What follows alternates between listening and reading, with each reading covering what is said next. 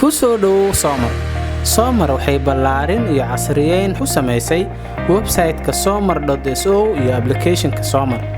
sidoo kale waxaan soo kordhinay alaabo cusub oo qiimo jaban tayana leh. Mobile-kaaga ka gal Soomar.so si aad u kala xulato boqolaal alaabo ah oo ku jira Soomar. kadib sii dooro alaabta aad doonayso, waxaad arkaysaa 3 batan.